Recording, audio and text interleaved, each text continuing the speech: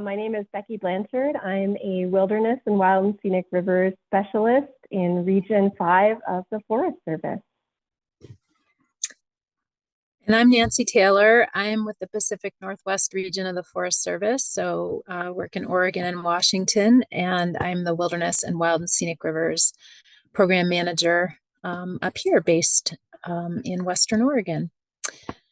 So yeah, so I guess we'll go ahead and get started. We're going to talk about the overlap and similarities and differences about wilderness and wild and scenic rivers. And I'm going to start off with a few slides with an overview of the Wilderness Act. And then I'm going to turn it over to Becky, and she's going to talk about the Wild and Scenic Rivers Act. And we're going to talk about kind of the genesis, intent, and some of the kind of key points in each of these acts.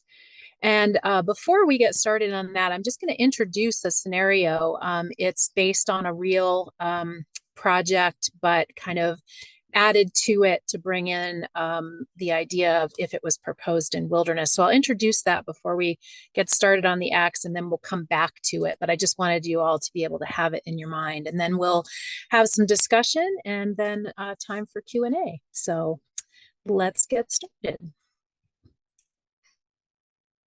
So just start out, I know this is probably kind of small on your screens, but we did want to just show kind of a big picture of at least the lower 48 states. And of course, we have wilderness and wild and scenic rivers in Alaska and wilderness in Hawaii. But just in the interest of small screens, just wanted to give kind of a big picture of designated wilderness and wild and scenic rivers here in the lower 48, and different colors on here, different agencies managing wilderness, and then the blue, of course, is wild and scenic rivers. So just kind of a general overview. And as we can see, it's, as many of us are well aware, it's a relatively small percentage of the land mass in the United States, but still very important areas that we focus on with these special designations.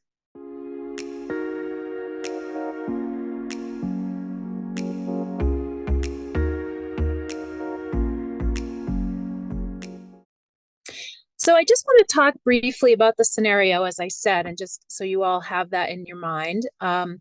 Again, this is based on a real project that was done on has not been done yet, but that we did a lot of discussion and analysis on a wild and scenic river, and brought in the concept of what if this was proposed in wilderness, where the wild and scenic river flows through a wilderness. And so I'll let you kind of skim through it, but also just make a few comments about it. We have an area where before wilderness designation, there was a really heavy impacts from recreation, timber harvest, firewood gathering, beavers were removed. There's been past wildfires and grazing that have occurred for decades.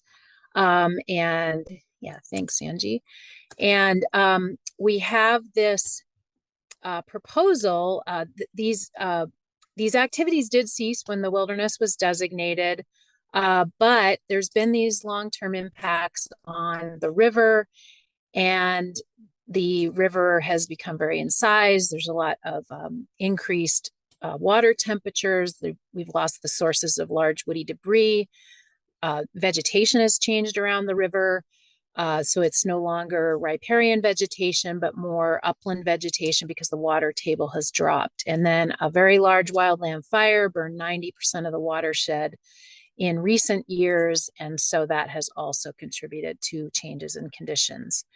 So what has been proposed is, some of you may have heard of these low-tech process-based restoration structures that are made from natural materials and placed in channel. And so they're beaver dam analogs, and these post-assisted log structures are proposed to try to capture sediment, change the flow of the river. And I'm no expert on the structures, but the idea of restoration in these places. And so we just want, and the intent of these is to enhance habitat conditions for endangered species, listed bull trout and red band trout. So lots to think about here. And there was a lot to think about in the real project with a wild and scenic river. And now if this were proposed in wilderness, a whole other layer of things to think about. So we'll come back to this. And Angie put it in the chat so you have it to refer to. But I did just want to introduce it so you have it in your mind as we're talking about these special designated areas. So starting to talk about the Wilderness Act and just what was the genesis? Where did this all start, this idea of wilderness? And so this quote here at the top is from the Wilderness Act. It was enacted on September 3rd, 1964. We all know that a lot has changed in the decades following 1964. We're coming up on the 60th anniversary here this year. And back in 1964, there was this concern about increasing populations, expanding settlement, growing mechanization, and thinking about the fact that the way that people were moving into areas of the country, that at some point there would be people and development and civilization of modern European settlers in all of these places, or we kind of move beyond the settlement stage, but people coming into all these areas. And so these phrases are in Section 2A of the Wilderness Act. And then here, and this whole idea of securing for present and future generations the benefits of an enduring resource of wilderness. So really thinking into the future of protecting these areas into the future and leaving them unimpaired for future use and enjoyment as wilderness. And this last point in these words, in contrast with those areas where, and I added, humans and their works dominate the landscape, is in Section 2C.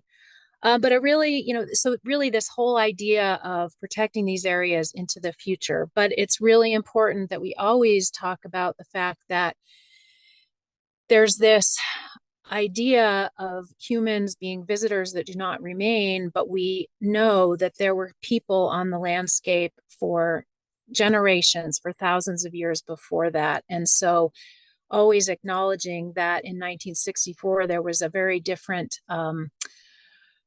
way of looking and not acknowledging Indigenous people on the landscapes.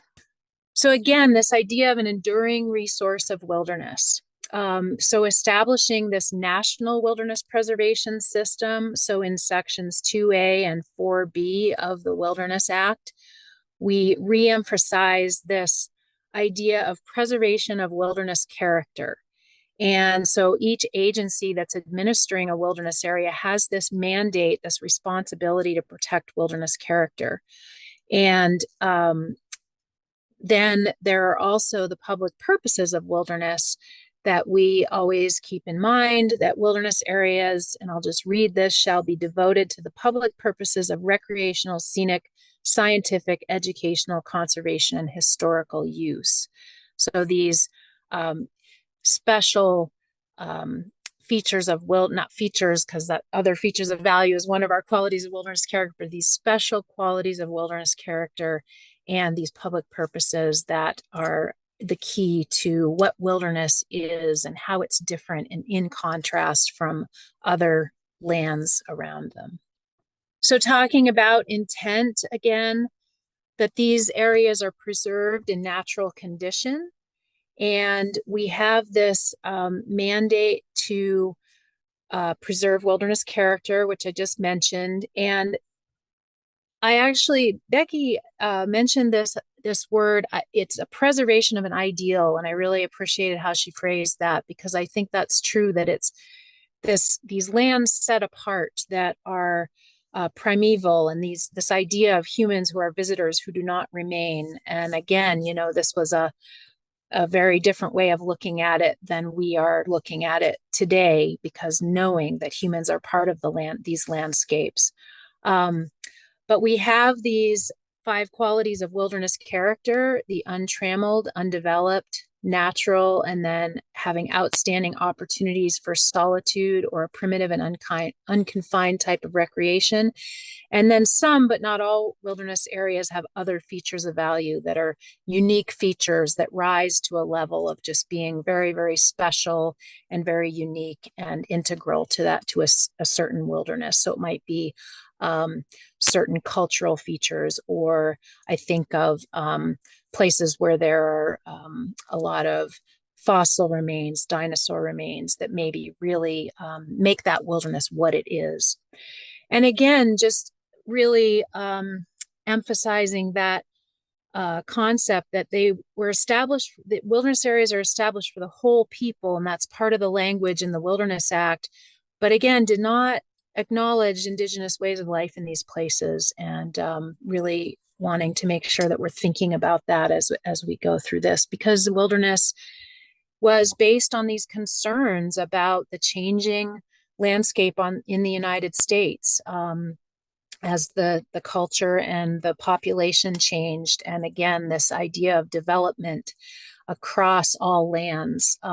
And so it was a very important idea that came from some very good intentions, but we just want to always acknowledge the part that was not necessarily a large part of the thinking back in 1964. So one of the big concepts when we're thinking about wilderness and how we as managers work in wilderness, when an action is proposed in wilderness, are these ideas of humility and restraint. And when we are, this philosophy of humility and restraint really is a phrase that I always keep in my mind and really guides how we are thoughtful about anything that's proposed in wilderness. How we're thoughtful about when we're traveling in wilderness, when we just are in wilderness. And then in Section 4C of the Wilderness Act, we have the concept of the minimum necessary for administration of the area as wilderness. And we have a tool called the Minimum Requirements Analysis Framework, where we can be very thoughtful and look at alternatives about what truly is the minimum necessary if we are going to be doing some kind of action in wilderness. And of course, the first question is, should we be doing anything in wilderness? And in a following session with a little bit of overlap, Dan Morris is going to have a great session on working through that minimum requirements analysis to help people understand how that works. So again, I mentioned the Section 4C prohibited uses, and when these are proposed in wilderness, that's when we are required to do one of these analyses. And strictly the uses that are listed in the Act that are strictly prohibited are permanent roads and commercial enterprise. And then there are 8 others: temporary roads, motor vehicles, motorized equipment or motorboats, landing of aircraft, mechanical transport, and structures and installations. And those are where we are talking about the considerations and thoughtful approach to what is the minimum necessary if something like that is proposed to be used in wilderness. So another concept about wilderness is the intent is to manage wilderness as a whole, and really to manage the system as a whole. We know in reality that there's a lot of variation in these wilderness areas, and we know that there's different approaches to management between agencies. And, I'm with the Forest Service, between forests and even between districts. You can have differences across both sides of a mountain range. But the intent is this holistic management and really thinking about wilderness as a whole system. And so with that, I will turn it over to Becky. Well, I'm going to follow Nancy's overview of the Wilderness Act with an overview of the Wild and Scenic Rivers Act. And in doing this, I'm going to try to draw out some similarities and differences between wild and scenic rivers and wilderness. So just 4 years after the Wilderness Act was enacted, Congress created another system of protected areas, the National Wild and Scenic Rivers System, through the Wild and Scenic Rivers Act of 1968.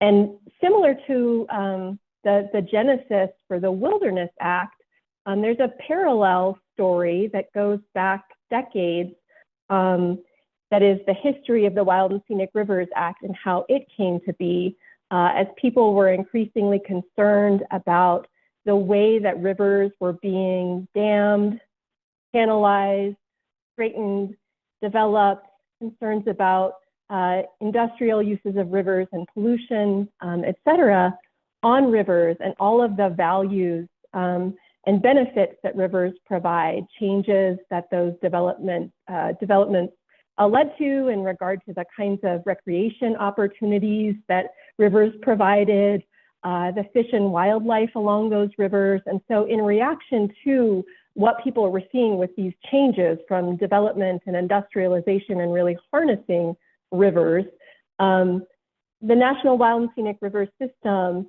is a system of certain free-flowing rivers that were really intended to be preserved in that free-flowing condition.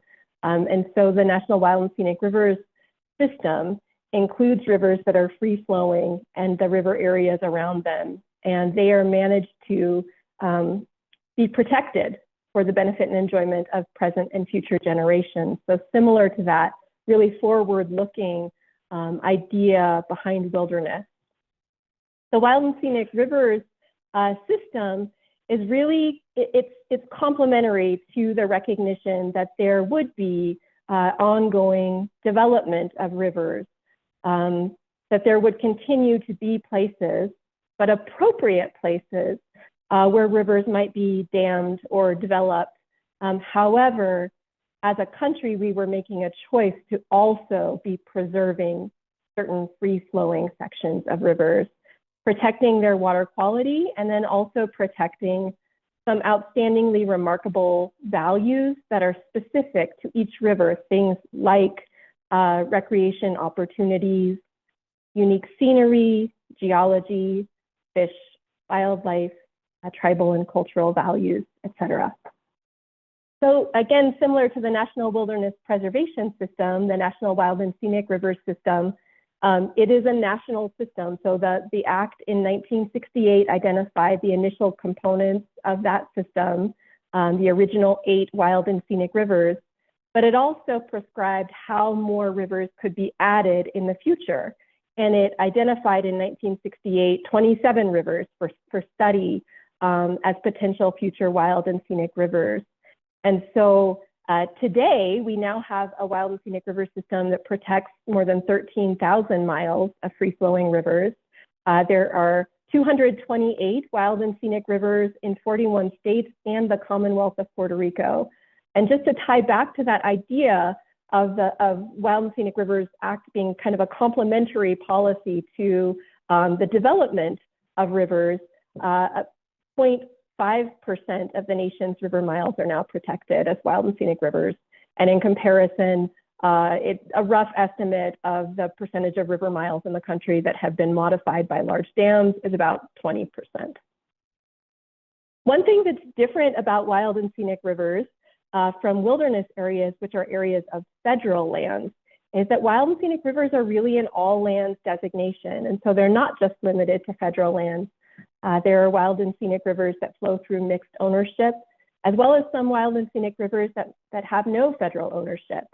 There are also some rivers that are designated through a special provision, Section 2AII of the Wild and Scenic Rivers Act, where a state puts a river forward because it thinks that it would be a good addition to the Wild and Scenic Rivers system and has the appropriate kinds of provisions within state law, regulation, policy to be able to manage a river as part of the National Wild and Scenic Rivers system. And so we have state administered rivers as well. So I mentioned that the idea of preserving free-flowing rivers is really at the heart of the Wild and Scenic Rivers Act. And one of the most important ways that the Act protects the free-flowing condition of these rivers is in Section 7. The Act has an outright prohibition on the Federal Energy Regulatory Commission, or FERC, from licensing any hydroelectric dams or associated project work on or directly affecting a wild and scenic river. So again, that's an outright prohibition that's meant to ensure that these rivers remain free-flowing. But there's also an additional constraint on federal agencies besides just FERC. Any federal agency is prohibited from providing assistance for water resources projects, which are projects with activities in the bed and banks of a river. They may be construction or similar types of activities that would have a direct and adverse effect on wild and scenic river values. So I said any federal agency, and that includes our land management agencies that might be administering a wild and scenic river or managing lands that are part of a wild and scenic river corridor. But it also importantly includes other federal agencies that might have a role in some of these types of projects, including the Army Corps of Engineers, which often provides permits for work in rivers, and also the Department of Transportation, the Federal Highways Administration, which often provides funding for transportation projects that could be in a river corridor. Really, it is any federal agency. And assistance is broad, so it certainly includes permits, licenses, authorization, funding, as well as being the agency that is proposing or implementing a project. So if a project, pardon me, that would be a water resources project, it has some kind of activity in the bed and banks of a wild and scenic river, and it has federal agency assistance involved. If a project like that is proposed, there's an inherent federal responsibility for the lead federal agency responsible for a wild and scenic river to conduct an evaluation for compliance with Section 7 of the Act to ensure, to make a determination that the project would not have a direct and adverse effect. And that has to happen prior to any federal assistance being provided, prior to a decision on a project or issuance of a permit or provision of funding, to ensure that we are not losing the important values for which these rivers were designated.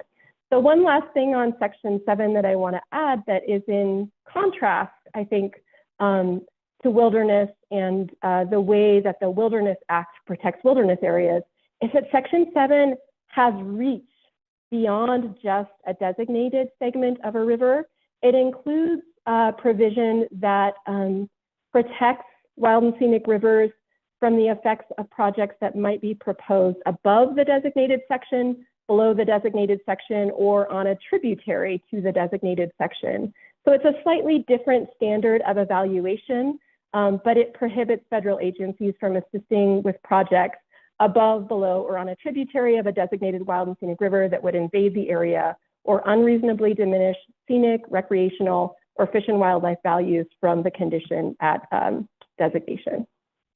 All right, so the Wild and Scenic Rivers Act has a central mandate of protecting and enhancing the values for which each river was designated, what we commonly call river values. And these will be very familiar to many of you who have a wild and scenic river management kind of background, or if you have that in your portfolio, or if you've ever been to a wild and scenic rivers training, we always highlight what wild and scenic river values are. They are the river's free-flowing condition, its water quality, and then again, the outstandingly remarkable values that have been identified specific to each wild and scenic river segment. So again, the mandate is to protect and enhance river values, but to do so while still allowing for other uses that would not substantially interfere with the public use and enjoyment of those river values. And then the other thing that is important in terms of protection of wild and scenic rivers and river settings is that each river segment has a classification that recognizes that, again, these are all land designations. Not all rivers are in wilderness. Not all wild and scenic rivers are in wilderness. They really span a spectrum of existing development and access at the time they're designated. And that spectrum includes a classification of wild rivers, which are the segments that are the most remote and undeveloped. Typically, they don't have roaded access, to scenic segments, which may have access via roads. And then the most accessible segments, perhaps with the most development, would be those recreational segments. They might have roads paralleling the river, for example. They're readily accessible. They might have developments like, campgrounds or other types of development. They might even be going through urban areas.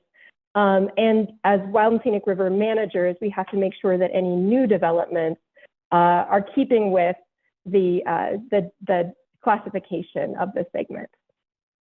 So I talked about Section 7 being one of the most important ways that the Wild and Scenic Rivers Act protects wild and scenic rivers. Section 10 is where we get our mandate to protect and enhance wild and scenic river values. And that this applies beyond just the bed and banks, where Section 7 really comes into play. It applies within the river corridor, including upland areas, and it recognizes the importance of aesthetic, scenic, historic, archaeological, and scientific features associated with wild and scenic rivers. Again, this is our protect and enhance mandate for free-flowing condition, water quality, outstandingly remarkable values. And then we have some other tools from the Wild and Scenic Rivers Act that protect these rivers. That includes a federal reserve water right. That's a non-consumptive water right that has the purpose of protecting river values. That's reserved at the time of designation. The Wild and Scenic Rivers Act has provisions for federal agencies to acquire lands and easements within a river area. Congressionally designated rivers, not those state administered rivers, but the others, have a planning requirement to develop a comprehensive river management plan, and also to identify a river corridor boundary that is set up to best protect river values. And then there is also withdrawal, a mineral withdrawal of an area 1/4 mile on either side of the river, inclusive of the bed and banks, just for those wild classified rivers. That there isn't a mineral withdrawal for scenic or recreational rivers. So these are some of the tools that the Act gives us to protect wild and scenic rivers. It also really encourages cooperation across those all lands rivers between federal agencies, with tribes, states, local governments, private landowners, and then also with partners and volunteers, really trying to promote voluntary stewardship and public involvement. All right, I think I'll hand it off to Nancy here to go through our scenario.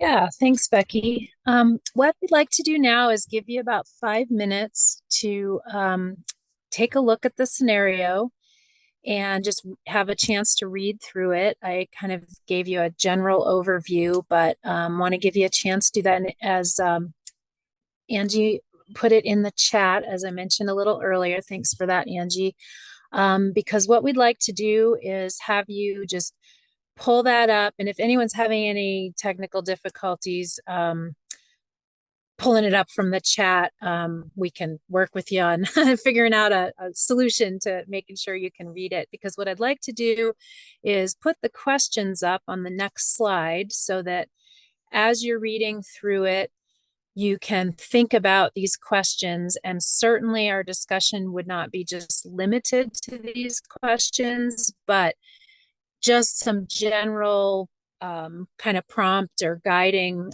thoughts of what would you be thinking about when you're this, many people have both wilderness and wild and scenic rivers in their portfolio, if you will, in your job, and you have this come across your desk, and what do you need to think about? And there's a lot because as Becky so articulately just shared about wild and scenic rivers, and I shared about the Wilderness Act, there are a lot of things to consider here.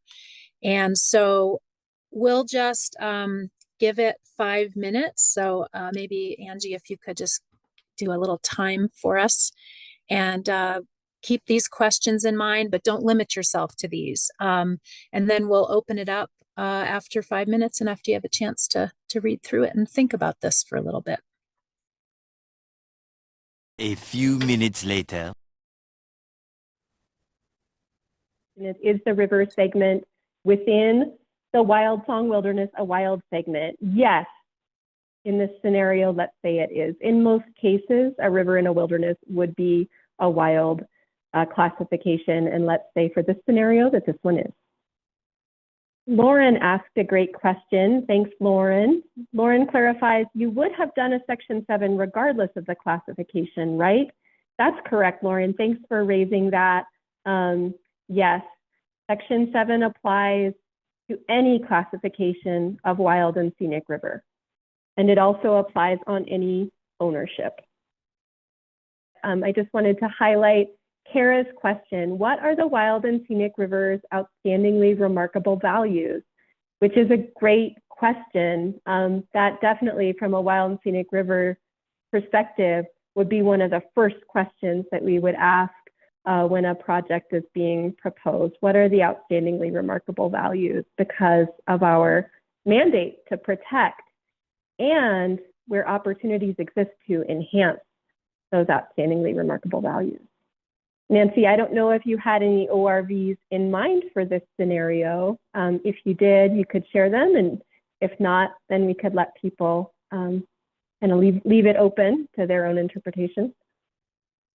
I will, and I apologize. I did not put that into the scenario. That was very important, and that was a mistake on my part. Let me grab them from the real river, and I'll share them shortly. Becky, while I dig that up, if you wouldn't mind just kind of kicking it off, and I'll pull the ORVs for the real river. Yeah, that's great. I want to highlight some of the comments that we've gotten in the chat. Great questions here. So I will start with Lisa Ronald's comment. Does the proposed project impact free flow? What impacts does it have on the ORVs? And do those impacts outweigh the enhancements? So of course, great questions here. That's really from a wild and scenic rivers perspective, like right at the heart of the kinds of things that we're considering when we're doing a Section 7 evaluation. So that nexus with free flow is really a good question. I think what Nancy has described and what we see here, these beaver dam analogs and related structures that are being placed, I think that there certainly is a nexus here with free flow. What impacts would the project have on free flow, water quality, and the ORVs, depending on what they are? Great question. So this would be something that would be really central to that Section 7 evaluation, as well as ultimately when we're making the determination, your question, do the impacts outweigh the enhancement? So if we think about direct and adverse effect as our standard, we may have direct effect. It seems like we probably would in a case like this, but is that effect adverse? Is it direct and adverse? Or is it perhaps direct and beneficial? And that really depends on the project. It depends on likely the ORVs. Mike Hurd, are the endangered bull trout and the anadromous fish considered to contribute to the natural quality of the windsong wilderness? Yes, I would say that they do. They are part of that would be something we would be considering in a minimum requirements analysis if we were to get that far into, deciding we were going to analyze action in wilderness. And we have these fish that are indigenous to the river, and we have the Endangered Species Act to think about as we go there, and we're thinking about those impacts and benefits of this type of an action on the natural quality of wilderness character.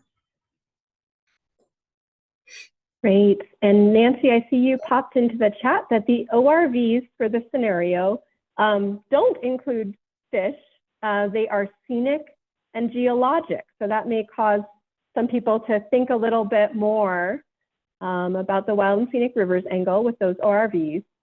Lisa also asked, and Nancy, this is probably a wilderness related question, a 4C question, can the restoration actions be accomplished with traditional tools? Yes, and that's a really great question, and something that in the project that was just on the Wild and Scenic River, you know, that they would be, well, sorry, let me back up. They could, and an interesting piece of this that I wanted to bring up just to kind of add to the discussion is in the project that was just proposed on a Wild and Scenic River, the intent was to use native materials that, or I should say adjacent materials to the river. And we could use hand tools to do that, but there's a question about should we use the materials and take those from one part of the wilderness and put them in the river for the project? So, as opposed to bringing in materials and, you know, that maybe not being native materials. So something to think about there. Yeah, I think there's also probably a wild and scenic rivers, angle as well, related to this question of how we do the work and what materials we use. So oftentimes, if we're thinking about direct and adverse effects to river values, there may be projects where perhaps as proposed, something like a proposal to use riprap for bank stabilization or a proposal to use some other type of non-native material, if done as proposed, that we might consider that to have direct and adverse effects. But there may be some way that the work, that the project could be accomplished using native materials that would kind of mitigate against some of those effects to river values. And so that's oftentimes when we're doing a Section 7 evaluation, we can think about, what might have been proposed, and then are there ways to mitigate, and sometimes using native materials can get us there. Great question from the Bridger Teton River crew. I love this. Which designation has the most stringent guidelines, wilderness or wild and scenic rivers? And that gets at something that we didn't talk about yet, and I'm glad you brought up, which is the Wild and Scenic Rivers Act in Section 10B. Actually, it recognizes that there are wild and scenic rivers in wilderness, and that, in the absence of some other kind of special provision that might exist for a specific river, it is the more stringent guidance that would apply, wilderness or wild and scenic rivers. Whichever is more restrictive would be what we follow. So Nancy, question to you. Jody Matz asks, what are the consequences of inaction?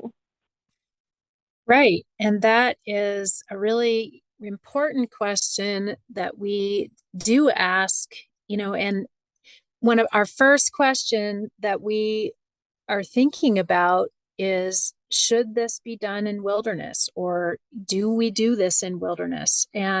Or is there an alternative site? The thing that I had in my mind is, and there's a question about the boundary here, and I think that's overall a really important consideration, because is there a place maybe just outside of wilderness where we have similar conditions, and it might be more appropriate to do it outside of wilderness if we're still going to have the same benefits? And again, I'm not saying it's a right or a wrong answer to do that, because of course we're making up a lot of this, but what happens if we don't? Does that mean that the river continues to incise? Does that mean that we have sediment loads? And again, I'm kind of treading into things I'm not an expert on, but do water temperatures continue to rise? We also have this huge fire that burned 90% of the watershed that, we for the purposes of this exercise, much of that would have been in the wilderness. So there could be a lot of consequences of inaction, and that would be part of what we're thinking about as to whether it's appropriate to do this project in this segment that's in wilderness. I know that we're running up against our time. I just want to quickly share some of the other comments that we got. Ray really points out that whenever we're considering a project, we really need to be mindful of boundary. We need to think about not only the river corridor boundary for wild and scenic rivers, but also the classification. So really going back and checking maps, checking land status, checking those boundaries is important. Jennifer Blake has a great comment related to a wilderness character. Consideration of the untrammeled quality is important. And I'm glad you added that. Nancy, do you want to speak to it? Yeah, just a comment about that. And that was what I was hoping, I knew we wouldn't have enough time. We'd just get started on some really, really great conversation about this, because yes, that's one of the first things that comes to my mind is it appropriate to do what would be a significant trammeling action in wilderness to benefit the natural quality in this case? And we have some very significant impacts. We have endangered species, but we have to weigh these benefits and impacts to the qualities of wilderness character. And we're facing these kind of proposals and this I know I'm wrestling with it a lot because they come across my desk more and more often. And I think in Region 5, you're seeing the same things. And I think it also gets to what Lisa asks here is these are human impacts, and there's some significant actions being proposed to restore impacts that have been a result of indirect and direct human impacts. And using the word impacts a little too much there, but it's something that we really are thinking a lot about, and I don't have answers to it. And it depends, we're looking at these on a case by case basis, but it is takes up a lot of my time during work hours and at night thinking about them, because it's a lot to think about. So I could go on because it's something I'm really wrestling with, and I just wish we had another, I don't know, we could do a half-day session on this kind of stuff. And so anyway, I'll stop. Yeah, I want to just note that there's a great comment from Lauren in the chat that we don't have time to read, but I encourage everyone to check that out. Thanks, Lauren, for sharing that free flow nuance there. And I actually think Mike Hurd's comment here is a fantastic way to wrap up. Mike, you point out correctly that you say, it seems to me that whether wilderness or wild and scenic river designation is more restrictive depends on exactly what is being considered. And wow, that is a fantastic summation of what we hope to share, because the Wilderness Act and the Wild and Scenic Rivers Act really provide, they have slightly different focuses, and they really provide us with some different kinds of conservation tools, and also some different management objectives that generally don't conflict with one another, but they certainly have distinct values and emphases between wilderness and wild and scenic rivers. So again, highlighting that the Wild and Scenic Rivers Act points out that the more restrictive provisions would apply in these overlapping segments, but that really requires us to look at what is being proposed and where. So Nancy, anything else you want to share before we sign off? No, I think we're a little over time. I'll just quickly make a verbal comment about the free flow. Yes, I was going to say, Lauren, we should talk more. Yeah, because it was really interesting about free flow, because that was one of the first questions we really wrestled with. And one of the key pieces of it, after having a lot of discussion with people who understand free flow from the hydrologist world, was that it was the intent is to bring it back to natural conditions, and that these were structures that, obviously are going to be, would be human made. So not exactly like beaver dams and other natural, woody debris, but that the intent was bringing it back to those natural historic conditions that existed in the past. And so free flow was affected, but it was bringing it back to some historic conditions. And then there were some other comments about from the forest hydrologist about the impacts, which I'm, again, not my area of expertise. So we'll talk more, Laura and others. So it's, yeah, it was very interesting. So again, I probably should stop because I know we need to wrap up, but thank you everyone for the wonderful comments and discussion. And again, we just feel like we're just getting started, but that was what we hope to do today. Thanks, everyone. Yeah, thank you, Nancy, and thank you, Becky. This was awesome, and there was some really good questions, some really good discussion, and I think I know that this conversation will continue. So, all right. Well, thanks, everyone.